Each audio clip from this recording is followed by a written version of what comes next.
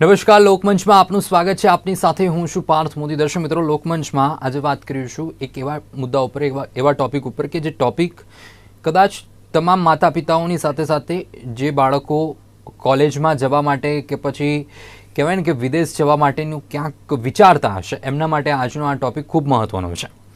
ખાસ કરીને તમામ આજનો યુથ જે છે ને, આજનો યુથ વિદેશમાં અભ્યાસ કરવા માટે કે પછી ગ્રેજ્યુએશન હોય કે પછી પોસ્ટ ગ્રેજ્યુએશન, માસ્ટર ડિગ્રી કે પછી અધર સ્ટડી કરવા માટે પણ આગળ જતો હોય છે અને વિદેશને પ્રિફર કરતો હોય છે. માઇગ્રેશન એક રીતે ભારત દેશની અંદર સતત વધી રહ્યું છે અને યુવા ધન કહેવાય ને કે બહાર જઈ રહ્યું છે. પરંતુ જાય એનું કોઈ જ વાંધો નથી, પરંતુ યોગ્ય દિશા અને યોગ્ય માર્ગદર્શન મળે એ પણ ખૂબ જરૂરી છે.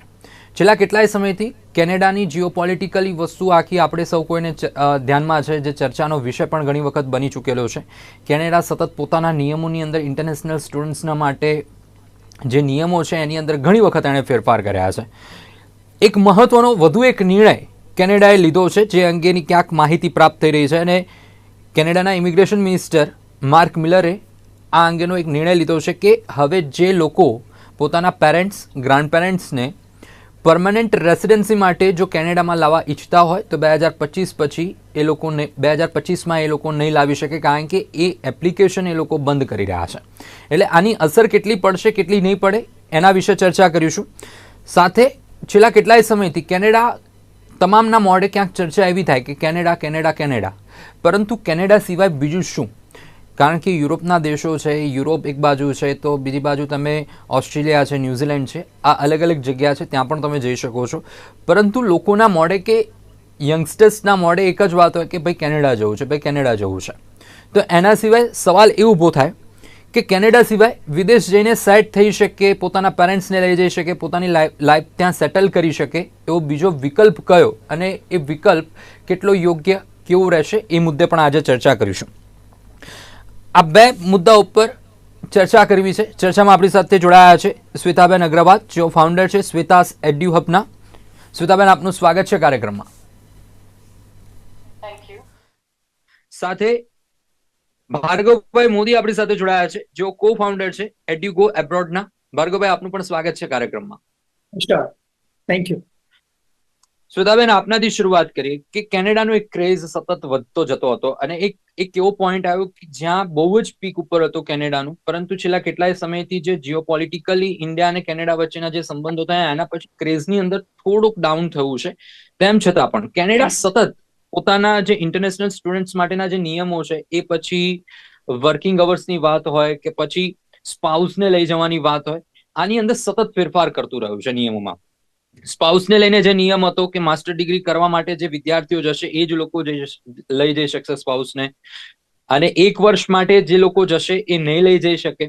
આ પરિસ્થિતિ છે. અને વધુ એક નિર્ણય જે સામે આવી રહ્યો છે કે માતા પિતા કે પછી ગ્રેન્ડ પેરેન્ટ્સને તમારે લઈ જવા માટેની હવે ક્યાંક એપ્લિકેશન કે જે સ્પોન્સરશિપ વાળી વસ્તુ છે એ અટકાવવામાં આવી છે.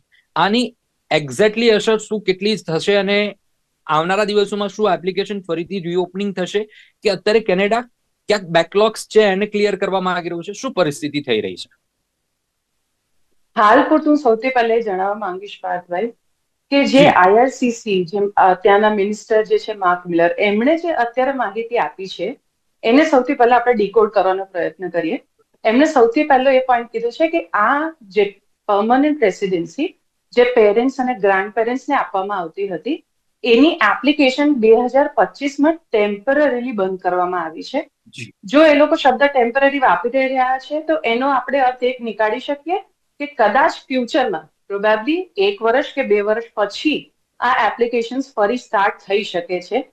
સૌથી પહેલો મુદ્દો. બીજો મુદ્દો એ લોકો એ કહી રહ્યા છે કે જે બેકલોગ્સ છે, જો આપણે 2023ના આંકડા ગણીએ તો અપ્રોક્સિમેટલી 40,000 પીઆરની, પેરેન્ટ્સ અને ગ્રાન્ડ પેરેન્ટ્સના પીઆરની એપ્લિકેશન જે છે પેન્ડિંગ હતી.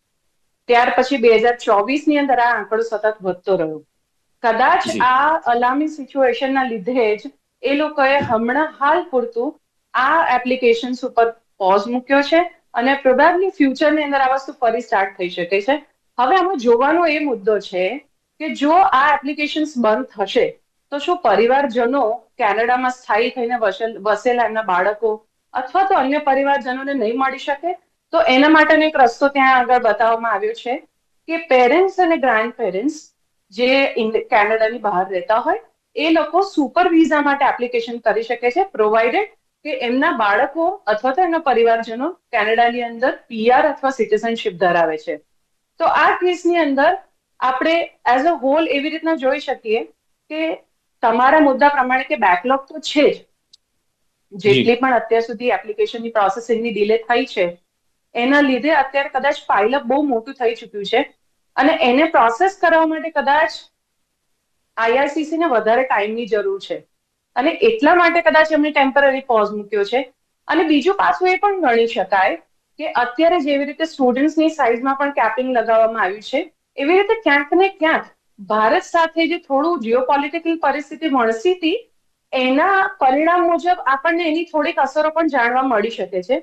અને છેલ્લે એવું કહી શકાય કે આ આખો મુદ્દો જે છે એની અંદર એ લોકો પાસે જે અત્યારે ઓવર પોપ્યુલેટેડ કન્ટ્રી છે એ લોકો પાસે સર્વિસીસની અત્યારે અવેલેબિલિટી નથી, જોબ સેક્ટર એટલા નથી, અત્યારે એ લોકો પાસે ઇન્ફ્રાસ્ટ્રક્ચર એટલું નથી, ઇન્ડસ્ટ્રી એટલી કેપેબલ નથી કે બધાને અકોમોડેટ કરી શકે. તો કદાચ આ બધા ફેક્ટર્સને ધ્યાનમાં લઈને જ આ એક ડિસિઝન લેવામાં આવ્યું હશે એવું ગણી શકાય. બિલકુલ, પણ શ્વેતાબેન લાગી રહ્યું છે કે સૌથી મહત્વનું છે આ નિર્ણય લીધો છે કે પેરેન્ટ્સ છે કે ગ્રાન્ડ પેરેન્ટ્સ છે એમની જે એપ્લિકેશન્સ છે એને અટકાવવાની જે વાત છે, ભલે એ ટેમ્પરરી જે બેકલોગ સટી જાય કે સિસ્ટમ એક કહેવાય ને ટ્રેક ઉપર આવે. સૌથી મહત્વની વસ્તુ જે હેલ્થકેર સિસ્ટમ છે, કારણ કે એજડ વ્યક્તિ જ્યારે જાય એટલે સૌથી મોટો ઇસ્યુ આવે હેલ્થકેરને લઈને.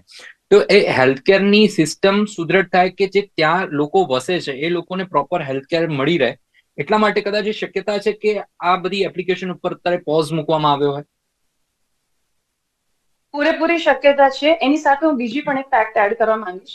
કેનેડાની જે ઓવરઓલ પોપ્યુલેશન છે એની અંદર અત્યારે 62% થી વધારે વૃદ્ધ લોકો છે જે લોકો હવે રિટાયરમેન્ટ એજમાં છે 2024માં. એટલે આ એક સ્પેશિયલ યર તરીકે માર્ક કરવામાં આવે છે 24-25 ને, કે જ્યારે કેનેડાની મેક્સિમમ પોપ્યુલેશન જે છે રિટાયરમેન્ટ એજ ઉપર છે.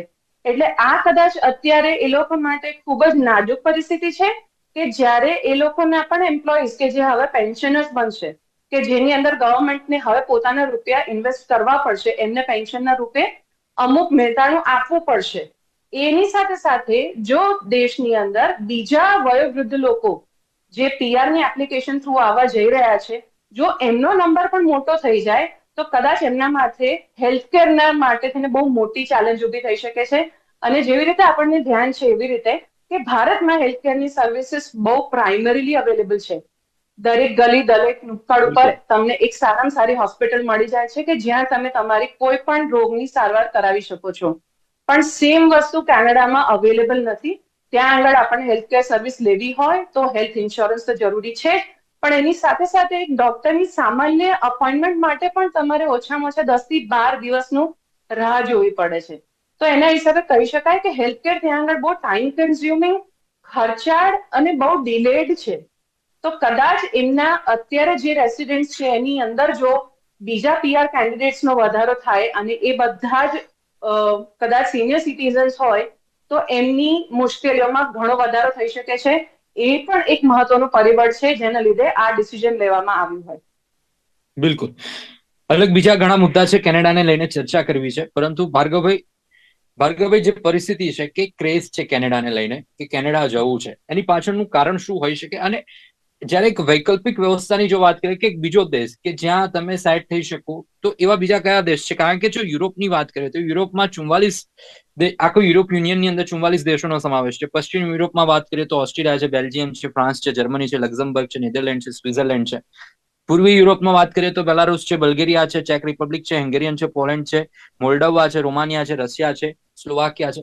એટલે ટૂંકમાં લિસ્ટ ઓફ કન્ટ્રીઝ છે કે જ્યાં તમે સેટ થઈ શકો.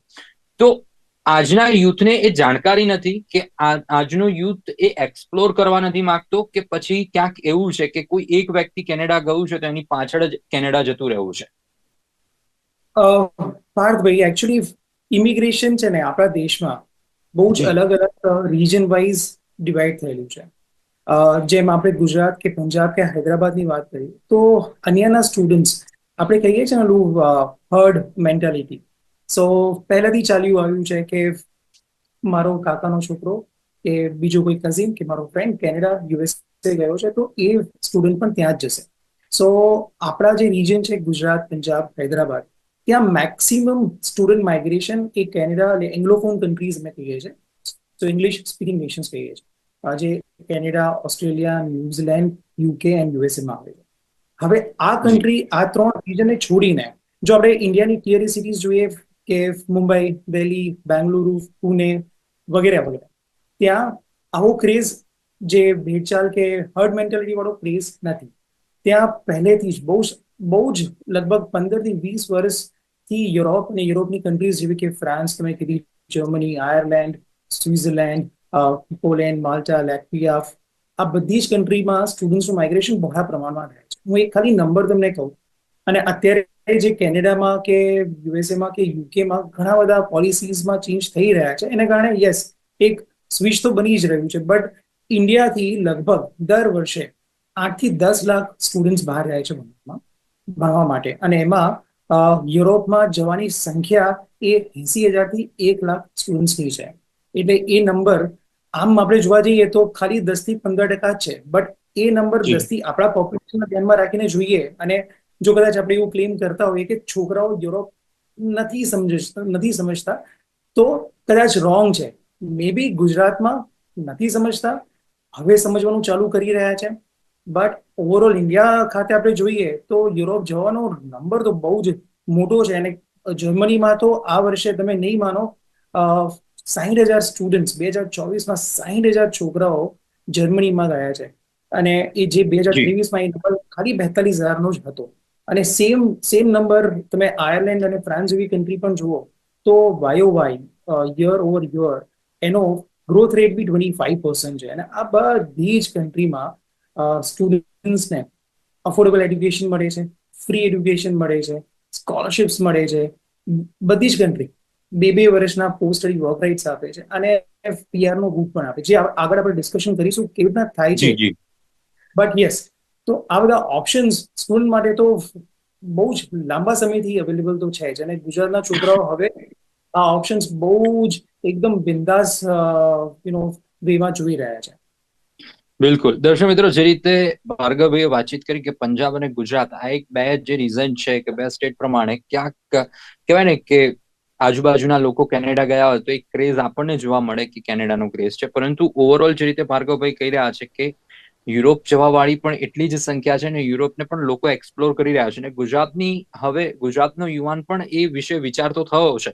પરંતુ ભાર્ગવભાઈ, જે રીતે વાત કરીએ તો પશ્ચિમ યુરોપની વાત કરીએ કે પૂર્વ યુરોપની વાત કરીએ, ઉત્તર યુરોપની વાત કરીએ, દક્ષિણ યુરોપની વાત કરીએ, ઓવરઓલ યુરોપની અંદર કેવું છે સ્ટડીને લઈ, અને સ્ટડી પછી સેટલ થવાનું અગર કોઈ એક વ્યક્તિ વિચારી રહ્યો છે, કારણ કે એના કેરિયર ફેઝમાં એ જશે, કેવી ઉંમરમાં જઈ રહ્યો છે કે ત્યાં એને લાઈફ હવે સેટ કરવાની છે, તો કયું વધારે એના માટે બેટર ઓપ્શન રહેશે? કારણ કે હવે કેવું છે, બધા બધું સર્ચ નથી કરી શકતા, એટલે એક જ ઓપ્શન મળી જાય તો એ વધારે બેટર. તો આપણો પ્રયત્ન એવો રહેશે કે આજના આ ટોક શો ની અંદર આપણે એટલીસ્ટ એટલી માહિતી એ લોકોને પ્રોવાઈડ કરીએ. કોઈ વાંધો નહીં. સો યુરોપમાં બેઝિકલી શેંગેન ઝોન છે. આખું યુરોપ તો બહુ જ મોટું છે, પણ સ્ટુડન્ટ શેંગેન 29 કન્ટ્રીઝ આવે છે, એ શેંગેન ઝોનમાં જ ભણવા માટે જવા માંગતા હોય છે. એનું રીઝન એવું છે કે સ્ટુડન્ટને એક નેશનલ શેંગેન વિઝા મળે છે. જેમ કે છોકરો કદાચ જો ફ્રાન્સ જાય છે તો એના માટે 29 શેંગેન ઝોન કન્ટ્રી ઓપન થઈ જાય છે ભણવા માટે, ફરવા માટે, કે જર્મનીમાં જવું છે તો એને કોઈ વિઝાની જરૂર નથી પડતી. હવે આ એક શેંગેન ઝોનની વાત થઈ ગઈ. હવે યુરોપમાં સૌથી વધારે પોપ્યુલેશન જે થઈ રહી છે, સૌથી પોપ્યુલર, એ જર્મની છે, ફ્રાન્સ છે અને આયર્લેન્ડ છે. જર્મની આપણને બધાને જ ખબર છે કે it is top GDP in the world, they are rank 5th in the world, અને ત્યાં ઓટોમોબાઈલ સેક્ટર, આઈટી સેક્ટર આખા વર્લ્ડનું ત્યાંથી જ હેન્ડલ થાય છે. એટલે નંબર તો મેં તમને ઓલરેડી કીધું કે 60,000 સ્ટુડન્ટ્સ ત્યાં જાય. સેમ ફ્રાન્સમાં brand, business, luxury, wine and spirit management, fashion management, એવા બધા જ પ્રોગ્રામ ભણવા માટે ફ્રાન્સમાં દર વર્ષે લગભગ 8 થી 10,000 સ્ટુડન્ટ જાય છે. અને ત્રીજી કન્ટ્રીમાં એ તમને કીધી આયર્લેન્ડ આમ જોવા જઈએ તો આઈટી અને ફાર્મા ઇન્ડસ્ટ્રીનું મક્કા કહેવાય છે. કેમ? કારણ કે આપણને કોઈ પણ આઈટી કંપની ખ્યાલ હશે, જે ગૂગલ, ફેસબુક, લિંક્ડઇન કશી બી લઈ લો, એ બધી આઈટી કંપનીનું એનું સેકન્ડ ડેટા સેન્ટર એ આયર્લેન્ડમાં છે. એટલે આયર્લેન્ડમાં આઈટી કે ફાર્મા ઇન્ડસ્ટ્રીના કોઈ પણ કોર્સ ભણવા જવા માટે એ સૌથી બેસ્ટ કન્ટ્રી બની જાય છે. હવે આ ત્રણ કન્ટ્રીમાં સ્ટુડન્ટ જ્યારે ભણવા જાય છે એના પછી એને ડ્યુરિંગ સ્ટડી તો એને પાર્ટ ટાઈમ જોબ્સ અલાઉડ હોય જ છે. એટલે જ્યારે આપણે આરઓઆઈ ની વાત કરતા હોઈએ કે ક્યારે આપણે સ્ટુડન્ટ્સ પોતાના પેરેન્ટ્સ પાસેથી રૂપિયા ના માંગવા પડે એના માટે પાર્ટ ટાઈમ જોબ્સના ઓપ્શન્સ દરેક કન્ટ્રીમાં અવેલેબલ છે. અને મિનિમમ વેજ પણ ત્યાં 10 થી 15 યુરોનું હોય છે, જેને કારણે બહુ આરામથી છોકરાઓ પોતાના મંથલી એક્સપેન્સીસ મેનેજ કરી શકે છે. આફ્ટર એડ્યુકેશન, જેમ મેં તમને પહેલા કીધું, ત્રણ કન્ટ્રીમાં 18 મહિનાથી 24 મહિનાના પોસ્ટ સ્ટડી વર્ક રાઇટ્સ હોય છે, જેમાં છોકરો આરામથી પોતાની જોબ શોધી શકે. હવે એક એક્ઝામ્પલ એમાં જર્મનીનું હું આપું તો જર્મનીમાં average pay scale after education is 42 to 44,000 euros પર યર. ઓકે, હવે 42 એટલે તમે ઇન્ડિયન કરન્સીમાં કાઉન્ટ કરો તો લગભગ 35 લાખ જેટલું એનું પેકેજ હોય છે. એટલે એક જોબ મળી ગઈ એટલે એનું વર્ક ટીઆરસી કન્વર્ટ થઈ જાય છે. અને વર્ક ટીઆરસી કન્વર્ટ થયા પછી 3 થી 5 વર્ષ સ્ટુડન્ટ જો એ કન્ટ્રીમાં રહે છે તો એ પીઆર માટે પણ એલિજિબલ થઈ જાય છે.